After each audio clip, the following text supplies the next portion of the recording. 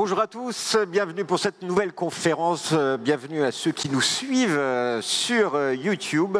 Alors c'est vrai que quand on part travailler à l'étranger, on est souvent jeune au début, on y prend goût et on change de pays, on change de statut, mais on oublie souvent quand on part jeune qu'un jour il y aura la retraite. Comment préparer au mieux sa retraite quand on part à l'étranger? C'est l'objet de cette conférence avec nos trois experts.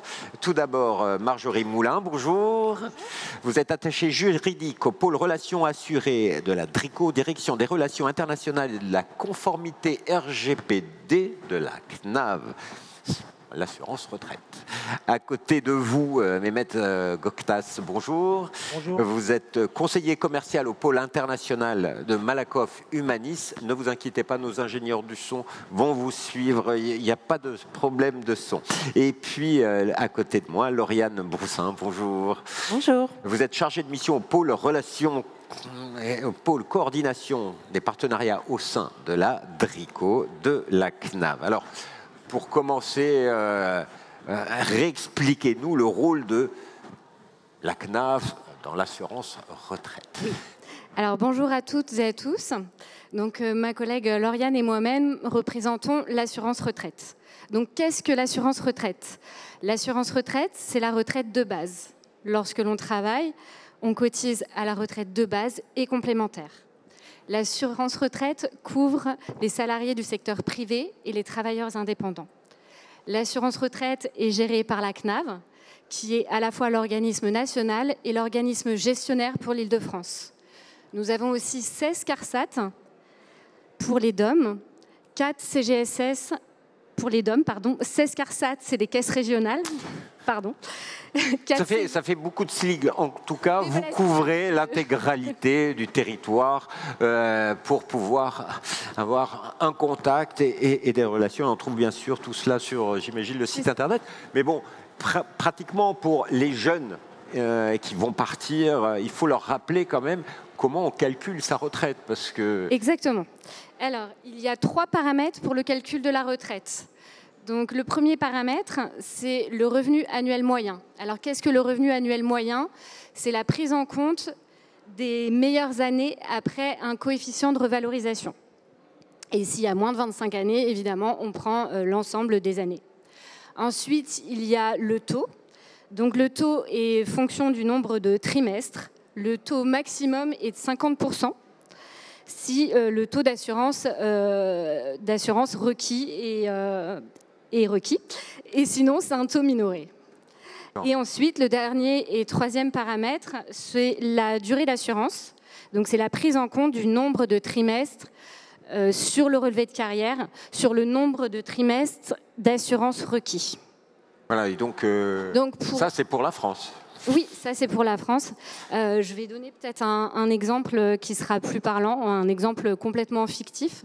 Mais si par exemple un assuré a un revenu annuel moyen de 20 000 euros, avec une durée, un nombre de trimestres au régime général de 150 trimestres, un nombre de trimestres de 19 à la MSA par exemple, le calcul sera de 20 000 euros multiplié par 50%, qui est le taux maximum, je le rappelle, multiplié par 150, le nombre de trimestres au régime général, divisé par 169. Alors ce petit type de calcul, on peut les trouver sur Internet sans souci. Sans souci. Ouais, voilà. Et alors, qu'est-ce qui se passe? Ça, c'est quand on travaille en France et qu'on fait toute sa carrière en France, mais qu'est-ce qui se passe quand on part à l'étranger? Et qu'est-ce qu'il faut savoir? Oui, alors en ce qui concerne les activités hors de France, en fonction du pays, les trimestres peuvent être pris en compte pour le calcul de la retraite s'il existe un accord qui prévoit une coordination une coordination avec la France. Sinon, il peut être intéressant de cotiser à la CFE, la Caisse des Français de l'étranger. Et il y a aussi également la possibilité d'effectuer un rachat de cotisation, mais sous certaines conditions. Donc voilà, donc quand on est à l'étranger, les choses changent. Et j'imagine que ça dépend du statut et des pays. Vous l'avez évoqué. Oui, je l'ai évoqué. Voilà. Et du coup, effectivement, il peut y avoir un impact sur la retraite si on part à l'étranger. Quand on part à l'étranger, il y a deux situations. Donc la première situation, c'est détaché, le détachement. Donc vous êtes détaché de l'entreprise française. Donc l'entreprise continue de cotiser au régime général. Alors, précision, il y a vraiment un problème de vocabulaire, hein, parce que on travaille pour une entreprise française, on est détaché au sens de l'assurance retraite, de la sécurité sociale, alors que bien souvent, l'entreprise va vous dire « vous êtes notre expatrié ». Oui, et dans ce cas-là, alors très souvent, ce statut est limité dans le temps. Mais finalement, la retraite va être calculée comme si vous n'aviez jamais quitté le territoire français, si vous êtes détaché d'une entreprise française. L'autre situation, c'est l'expatriation.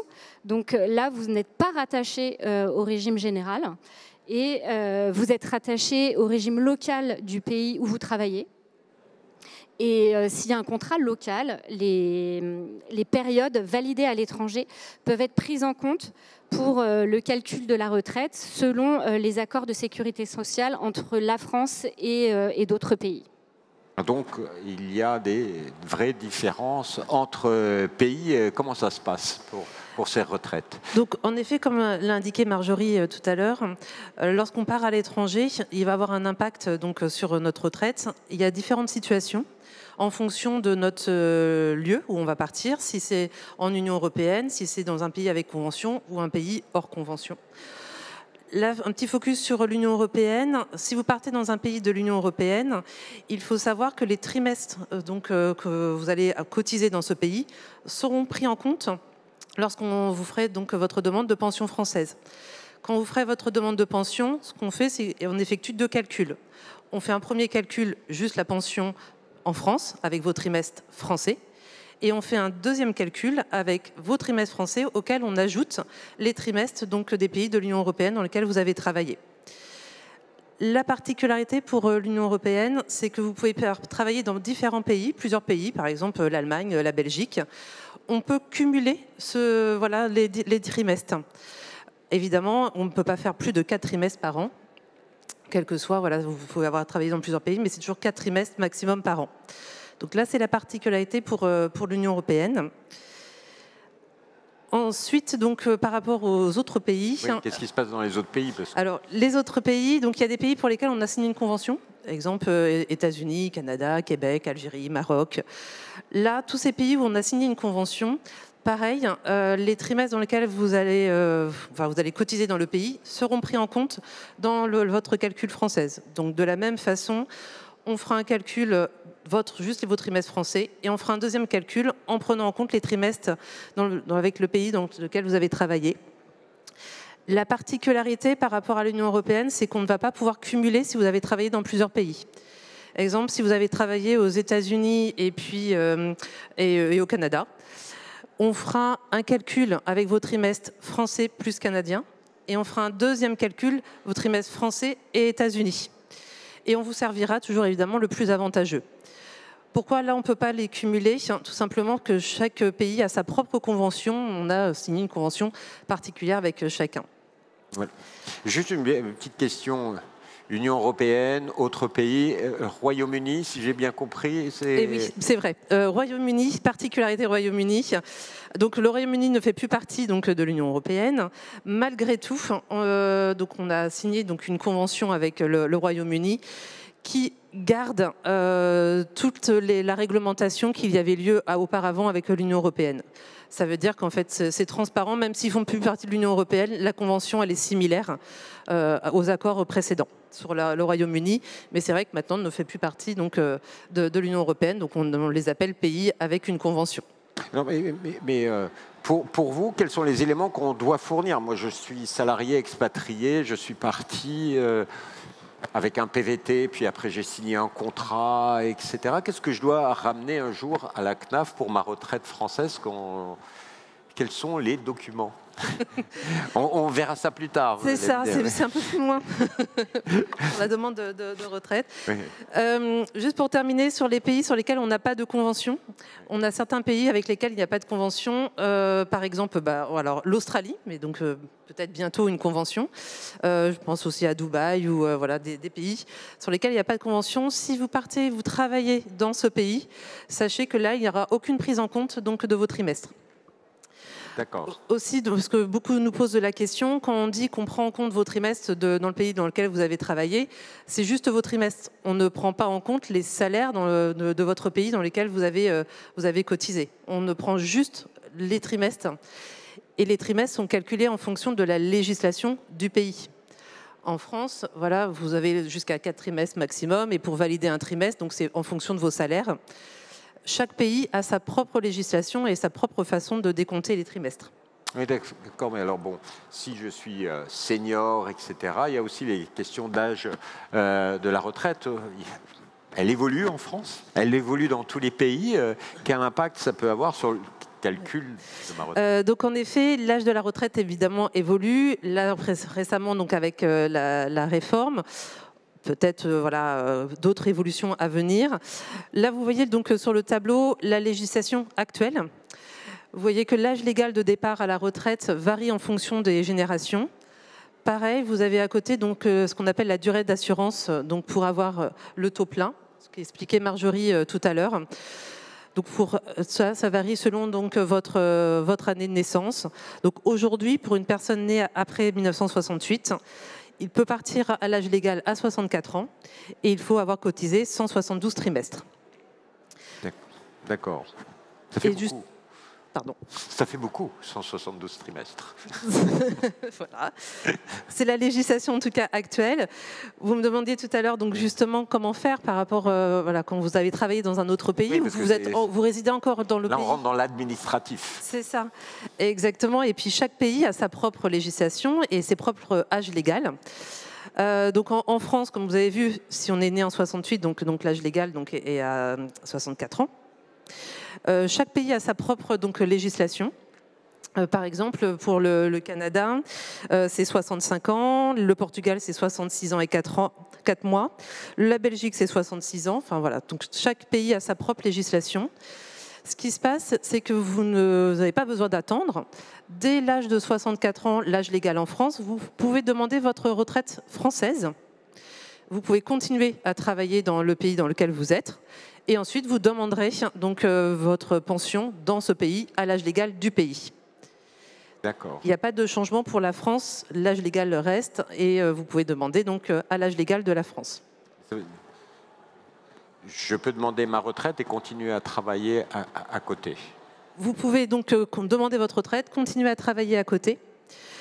Après, en fonction des conventions, alors si c'est donc de l'Union européenne, les trimestres pourront être rajoutés ensuite. Mais si c'est dans un autre pays, là, après, vous cotisez, mais c'est pour la législation du pays. La France, en tout cas, on n'en tiendra pas compte.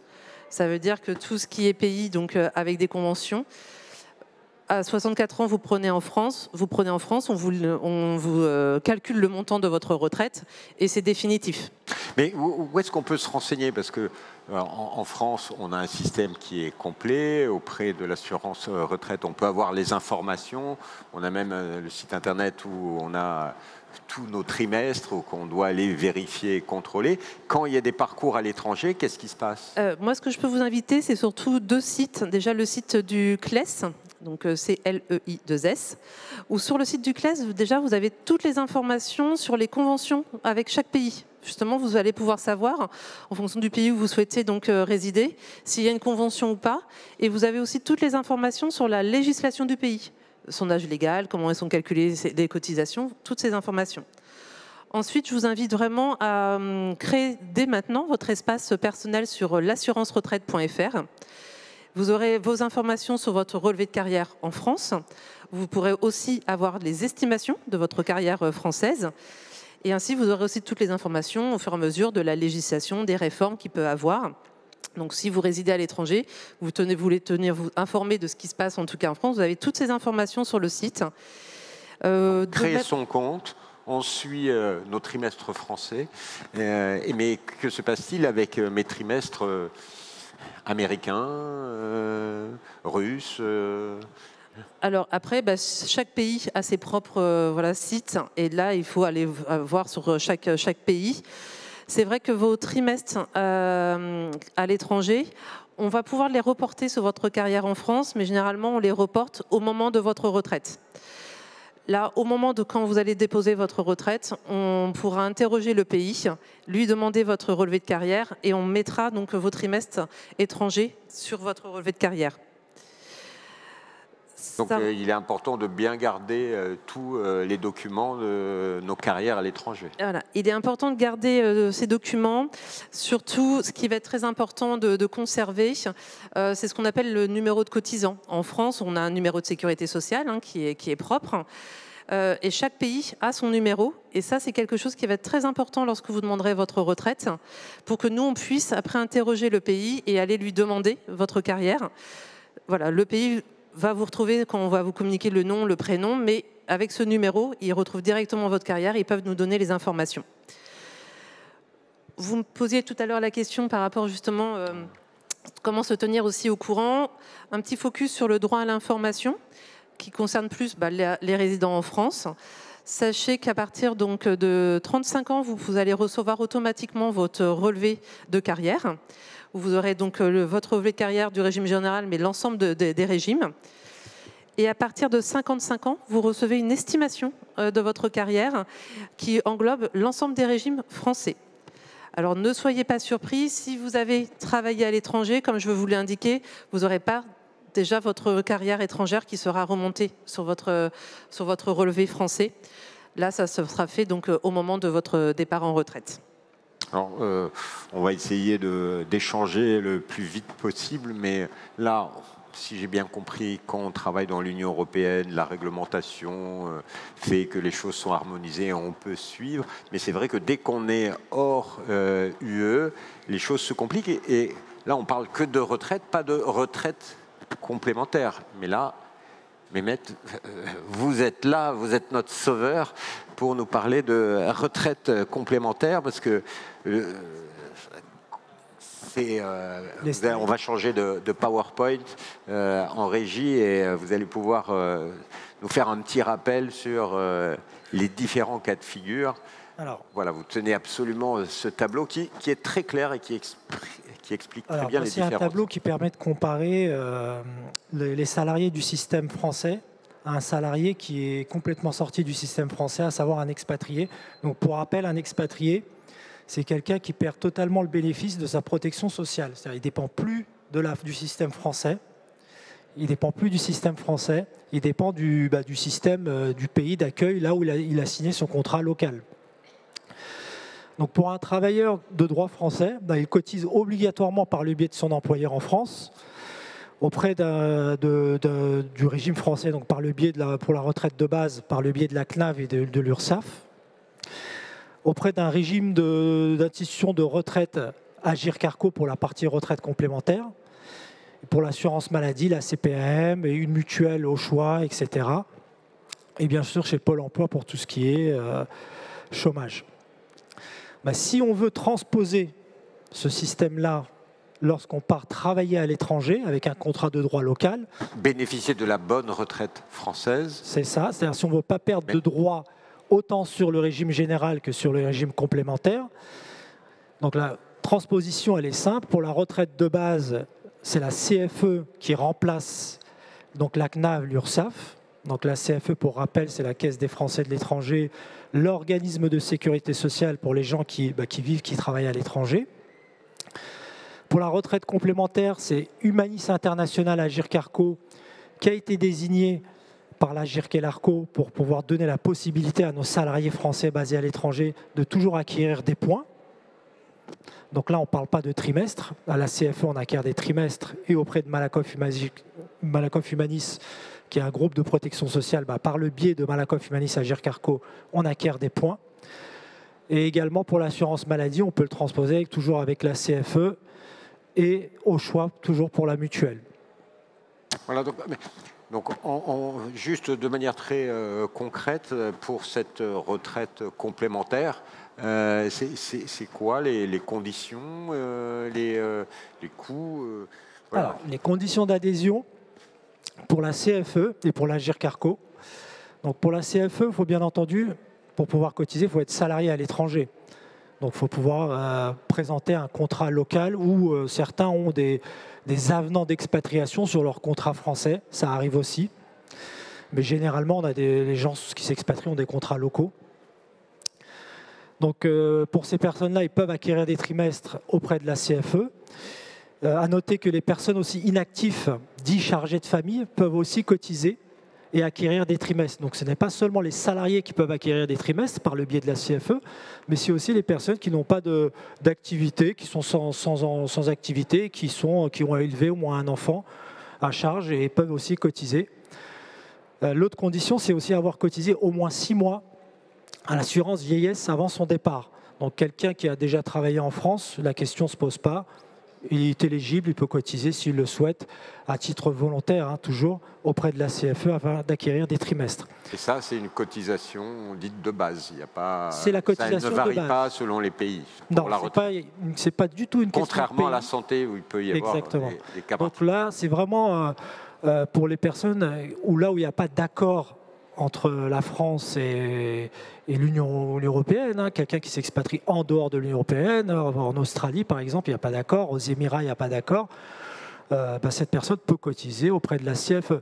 Alors même s'il y a un accord, on peut toujours cotiser à la CFE, puisque comme l'a dit ma collègue, l'accord permet de valider que des trimestres. Elle ne prend pas en compte les salaires au sein de ces trimestres. Donc si vous voulez que tout ça soit pris en compte dans le calcul, là vous avez intérêt à cotiser à la CFE. D'accord. En cotisant et en prenant la CFE, le niveau des salaires est pris en compte dans le calcul. C'est comme si vous n'étiez pas parti. C'est comme si vous aviez un contrat de droit français et que vous n'étiez pas parti. Sauf que bien sûr, c'est une adhésion totalement volontaire et facultative. Ça, c'est pour les conditions d'adhésion CFE et conditions d'adhésion à la complémentaire. Alors, la retraite complémentaire, c'est légèrement différent dans le sens où il faut absolument être salarié pour pouvoir cotiser. Donc les personnes qui sont travailleurs indépendants, sans activité, tous les autres statuts ne sont pas éligibles. Il faut absolument un contrat soit de droit local, soit un avenant d'expatriation sur leur contrat français. Et il faut aussi au préalable avoir déjà cotisé au moins 6 mois à un régime Agir Carco. Donc les personnes qui n'ont pas cotisé 6 mois ne peuvent pas cotiser en Agir Carco à titre volontaire. Cependant, je prends l'exemple des étudiants, quelqu'un qui a étudié et qui n'a jamais travaillé et qui part travailler à l'étranger, il peut quand même cotiser, mais à condition de cotiser en parallèle à la retraite de base auprès de la CFE. D'accord. Et ça ouvrira les droits à Agir Carco. Voilà. Donc un étudiant qui souhaiterait se constituer sa retraite. Voilà pour les conditions d'entrée. Et puis pour ceux qui vont partir, les conditions financières, c'est... Alors bien entendu, tout ça, cela a un coût. Donc pour la CFE calcule les cotisations sur le salaire, vraiment le salaire total. Ça comprend les primes, etc. Donc la CFE, comme c'est la Sécu, c'est plafonné. Pour les plafonds, donc aujourd'hui, le plafond annuel est de 47 100 €. Donc quelqu'un qui percevrait un salaire supérieur à ce plafond devra payer une cotisation annuelle auprès de la CFE qui est aujourd'hui de 8 412 €. Donc 8 412, oui, c'est pas donné. C'est pas donné. Ouais. Donc 8 412, et là vous cotisez, ça c'est pour les salaires supérieurs à 47 100. Hein. Donc pour les salaires entre 47 100 et 23 500, la cotisation est de 6 312 € annuel. Et pour les salaires inférieurs à 23 500, la cotisation est fixée à 4 212. D'accord. Donc ça, c'est pour le côté CFE. Et j'imagine qu'on trouve tout ça sur le site internet de la CFE. Exactement, vous retrouvez tous ces montants-là sur le site internet de la CFE en allant sur le www.cfe.fr.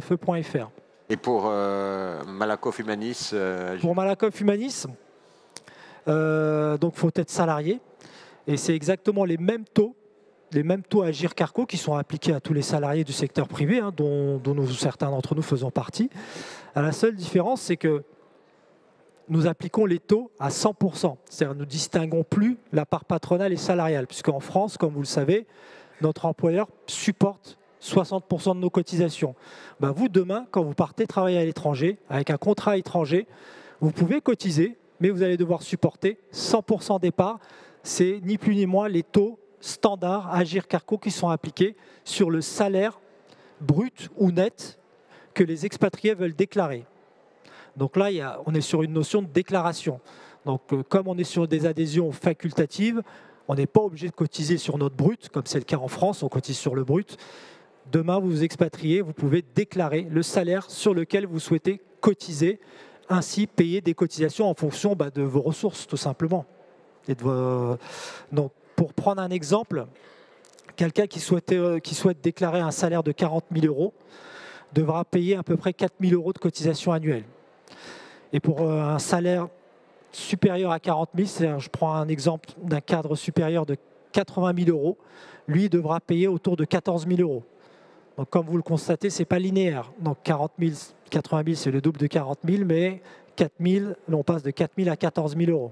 Mais cela peut garantir une retraite complémentaire. Exactement. Donc ce qu'on préconise, c'est bien évidemment de prendre tout ça en compte et de négocier avec votre futur employeur cette charge qui est assez élevée pour l'ensemble des salariés expatriés.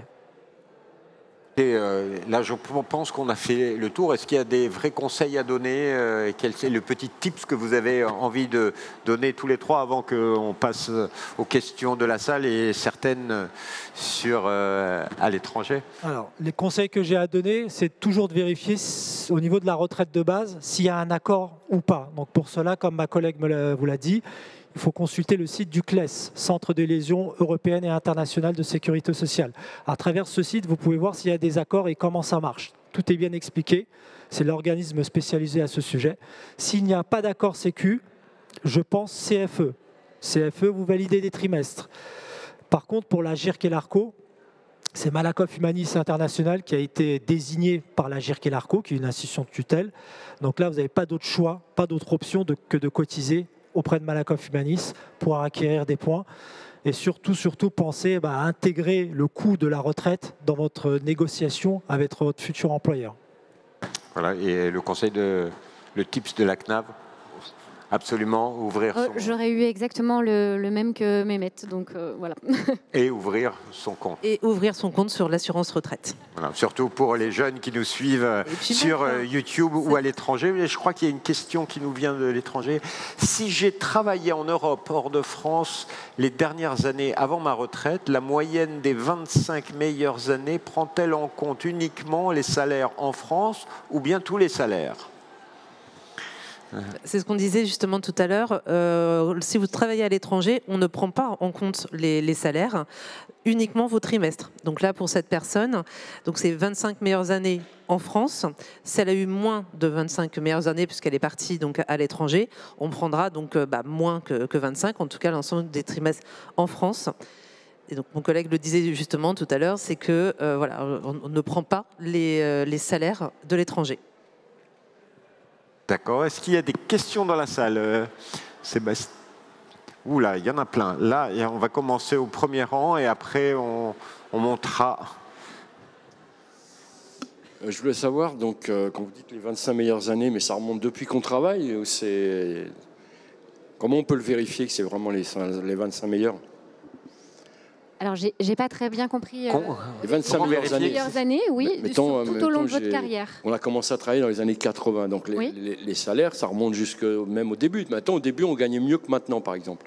On va aller récupérer les années de salaire du... C'est les 25 meilleures années sur toute votre carrière. Oui, c'est surtout, d'accord. Et votre question, c'était comment vérifier? C'est ça? Oui, comment on peut le vérifier en fait? C'est vraiment les 25 meilleurs. Sur le site Info Retraite, comme disait ma collègue, vous avez votre relevé de carrière et vous avez également les salaires qui y figurent. Et ce sont les salaires soumis à cotisation vieillesse. D'accord. Et deuxième chose, moi par exemple, j'ai été indépendant pendant 6 ans. Donc ça me fait, j'ai un trou il me manque 11 trimestres à cause de ça. Comment on peut prendre un rendez-vous avec l'assurance retraite? Alors, Parce que moi, je leur envoyais les justificatifs. Là, je pense qu'on mais rentre dans le... C'est juste une question. C'est que j'en profite parce que c'est compliqué à les joindre déjà. Et j'aimerais qu'on me rectifie ma carrière parce que ça me pose problème. Voilà, ils sont là. Si je peux avoir un rendez-vous, ça serait très bien. Du coup, c'est vrai, on a un stand. Vous avez un stand, d'accord. Voilà. Ouais, sinon, pour obtenir un rendez-vous, effectivement, par le biais du 3960. Et du coup, vous pouvez obtenir un rendez-vous dans l'agence la plus proche de votre domicile. Ouais. Voilà. Très bien, merci. Il y a une question tout en haut. J'avais une question. Oui, juste rapidement. Là, c'était... Allez-y, pardon. Oui, juste rapidement sur les justificatifs. Humanisme a dit quelque chose de différent il y a 2 ans de ce que vous avez dit aujourd'hui. Donc moi, on m'a dit d'envoyer mes salaires pour justifier mes trimestres dès maintenant, le plus tôt possible, alors que vous dites que la reconstruction à l'étranger se fait au moment de la retraite et que ça se fait automatiquement avec le pays. Donc c'est ça. C'est vrai qu'on conseille. Alors, quand vous demanderez votre retraite française, déjà on vous conseille de la demander 4 à 6 mois à l'avance. Et en tout cas, la France prendra contact directement avec les pays dans lesquels vous avez travaillé pour demander le relevé de carrière. Là, aujourd'hui, il y a plusieurs pays qui refusent de nous répondre si on leur demande avant l'âge de la retraite. Donc c'est pour ça, voilà, on peut le faire, hein, on peut demander à un pays, mais il y a beaucoup de pays qui refusent de nous répondre si la personne n'a que 50 ans. Et ils nous disent non, redemandez-nous au moment de l'âge de la retraite avec une demande de pension. C'est pour cette raison que voilà, on conseille plutôt de le demander à ce moment-là. Par contre, en effet, vous avez raison, surtout si vous avez besoin pour avoir une attestation de départ anticipé, si vous rentrez dans des conditions de départ anticipé. Là, nous, on contacte le régime étranger et on leur indique là, il y a vraiment une particularité et il y a une urgence de nous donner le plus vite possible le relevé de carrière. Une autre question ? Oui, bonjour.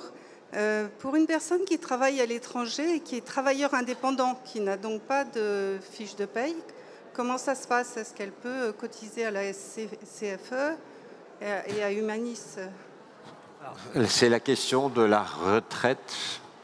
Alors, pour les travailleurs indépendants français. Indépendants, c'est un peu... ils n'ont rien prévu.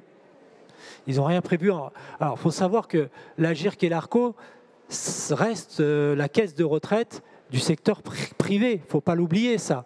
C'est-à-dire quelqu'un qui est indépendant en France ne cotise pas auprès de l'AGIRC-ARCO. Donc, c'est pareil à l'étranger. Donc, si vous êtes à l'étranger et que vous êtes indépendante, vous ne pourrez pas cotiser auprès du régime AGIRC-ARCO. Cependant, vous pourrez cotiser auprès de la CFE, sauf en qualité de chargé de famille. C'est-à-dire, il ne faut pas vous présenter en qualité d'indépendante. Si vous êtes indépendante, la CFE, je crois, à ma connaissance, refusera votre demande de souscription. Donc, moi, ce que je conseille aux personnes qui ont le statut d'indépendant et qui souhaitent valider des trimestres, c'est de se présenter auprès de la CFE comme une personne sans activité, inactive, en tant que chargé de famille, et vous allez acquérir, alors c'est un forfait, hein, ils appliquent un forfait, et vous paierez un forfait annuel, et au moins vous validerez vos trimestres, mais au sein de ces trimestres, une fois de plus, il n'y aura pas de salaire, vous validerez des 4 trimestres. Mais l'AGIRC et l'ARCO, c'est vraiment, il faut être salarié du secteur privé en France, et à l'étranger, il faut être salarié, mais pas travailleur indépendant. Une autre question? Oui, bonjour. Moi, j'ai une question sur les plans d'épargne retraite. Est-ce qu'on est capable de toujours cotiser à des plans d'épargne retraite en étant en expatriation? On n'a pas entendu... Est-ce qu'on est toujours capable de cotiser à des plans d'épargne retraite en étant expatrié? À ma connaissance, alors là, je ne suis pas spécialiste de l'épargne, mais pour moi, si on est à l'étranger... et que si vous n'avez plus le lien avec la France, je ne vois pas comment vous pouvez cotiser à une épargne retraite.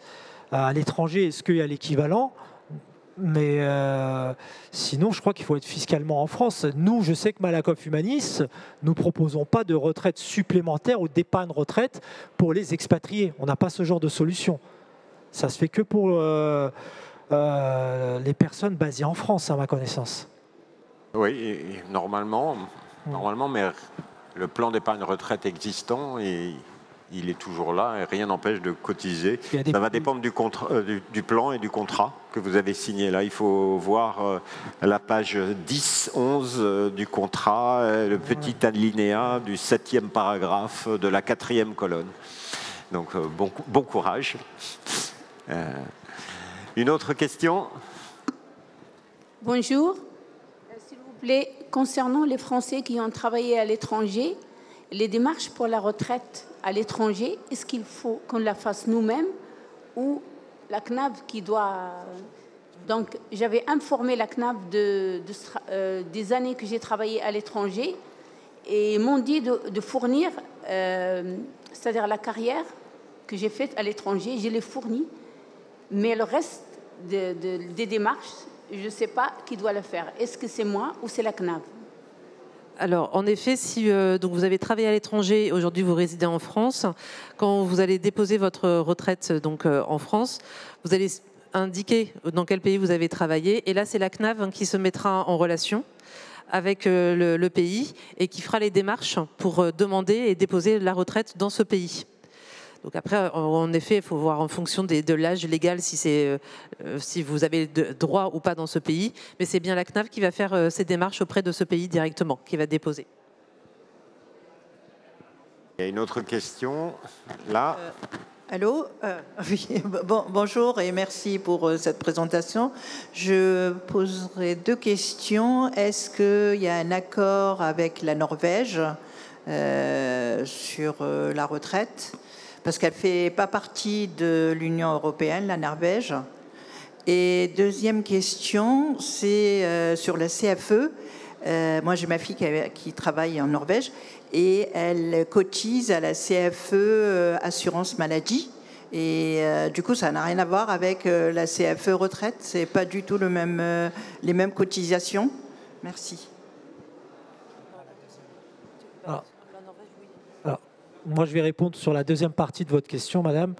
Alors, l'assurance maladie à la CFE, effectivement, n'a pas de lien avec l'assurance vieillesse. C'est vraiment deux options totalement à part.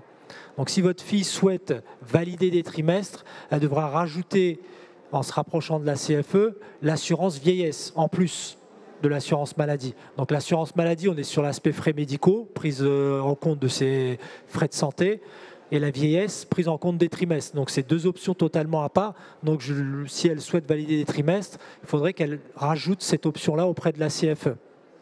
Mais concernant l'accord, je vais laisser ma collègue répondre. Alors, avec la Norvège, oui, il y a bien donc une convention. Donc là, pareil, les trimestres pourront être pris en compte. Et comme je le disais, sinon vous retrouvez toutes ces informations sur le site du CLES. Et comme ça, elle aura tout le détail exact de la convention. Question au premier rang. Bonjour, merci beaucoup pour vos présentations. Une question bête peut-être sur la notion d'âge légal de la retraite. Donc, mettons que je vais terminer ma carrière dans un pays, en Italie par exemple, où l'âge de la retraite est plus vieux qu'en France. Vous dites que je peux bénéficier de ma retraite à 64 ans en France. Que se passe-t-il si j'ai pas envie de travailler jusqu'à 70 ans pour ma retraite en Italie? Alors, excusez-moi, j'ai pas tout entendu. Donc là, vous allez prendre votre retraite en France donc à 64 ans et ensuite c'est en Italie. Mais c'est pas l'âge légal en Italie. Alors en Italie, c'est ça? En Italie, oui, en Italie, c'est... Eh ben, vous pouvez prendre votre retraite en France là à 64 ans, arrêter de travailler. C'est tout à fait possible pour être retraité. Et ensuite, maintenant, vous résidez en France. Quand ce sera l'âge légal de l'Italie, il faudra faire les démarches auprès de la CNAV et prévenir en disant maintenant, je souhaite aussi ma retraite en Italie. Et la CNAV fera les démarches pour que vous puissiez avoir votre retraite en Italie. D'accord. Ça fait juste que je n'aurai pas le même montant de ma retraite italienne. Il dit qu'il n'y aura pas le même montant. En fait, si je n'honore pas l'âge légal dans le pays tiers, que se passe-t-il? En Italie, si vous êtes obligé de respecter l'âge légal, alors je ne sais pas exactement l'Italie, si ça doit être certainement 66 ans, l'âge en Italie. Là, en France, c'est 64 ans. Si vous avez votre nombre de trimestres, vous aurez donc voilà, votre taux maximum. Vous êtes retraité, vous restez en France. quand vous aurez l'âge légal en Italie, alors je ne sais pas si c'est 66 ans, c'est à 66 ans que vous pourrez prendre en Italie. Et là où ils calculeront. Mais en effet, vous ne pouvez pas prendre avant en Italie, puisque de toute façon, ils vous refuseront, puisque vous n'avez pas l'âge légal de leur législation. 67 ans en Italie, on m'a dit. Une autre question, il y a plein d'autres questions. Là, on va essayer de donner la parole à un maximum de personnes différentes. Là... Oui, juste une question complémentaire. Vous parlez, donc vous dites c'est l'Italie qui va calculer la retraite. Qui va payer la pension? Est-ce que ça sera directement versé par la caisse de retraite italienne sur le compte du retraité français, ou est-ce que la retraite passe par la CNAV et c'est la CNAV qui paye toutes les pensions? Non, chaque organisme, voilà, la CNAV va payer la pension française et l'organisme italien paiera la pension italienne. Donc il y aura bien 2 pensions. Et concrètement, ils nous envoient un formulaire, il faut fournir un RIB évidemment. Oui, là en fait compte, comme je disais, comme vous résidez en France, vous pouvez passer par la CNAV pour demander votre retraite en Italie. De la même façon, on va vous demander de compléter un document, on vous demandera toutes les informations, votre relevé d'identité bancaire, les informations sur votre carrière dans ce pays. On enverra tous les documents directement donc, là en Italie pour qu'eux ils puissent calculer le pension et ensuite c'est l'Italie qui vous écrira et qui vous donnera toutes les informations. D'accord. Et dernière question, il y a des gens qui ont travaillé peu d'années. Par exemple, 4 années en Italie, 3 années en Espagne. Donc ce sont des petites durées. Dans ces cas-là, les organismes italiens, est-ce qu'ils versent une pension ou ils remboursent les cotisations versées? Comme par exemple au Luxembourg. Alors, je ne connais pas toutes les législations, parce que je sais qu'il y a certains pays, pour ouvrir droit, il faut un nombre de cotisations. Alors, je ne connais pas pour l'Italie. Non, pour l'Italie, je ne veux pas me prononcer, mais effectivement, il y a ce système, comme vous disiez, dans des pays où ils remboursent effectivement les cotisations parce qu'il n'y a pas de nombre de trimestres suffisant. Je ne sais pas si c'est possible pour l'Italie. Le mieux, ce serait de se renseigner auprès du CLES. Vous trouverez tous les âges et toutes les conditions d'ouverture des droits sur le site, du CLES. En tout cas, je le sais. Vous voyez, le timer vient de nous dire que c'est l'heure. Je sais que vous avez plein de questions, mais ils sont tous présents sur leur stand dans la partie protection sociale. Profitez-en, ils sont là. Allez leur poser des questions parce qu'il y a une autre conférence qui va débuter dans quelques instants. En tout cas, merci beaucoup à tous les trois. Merci. Merci.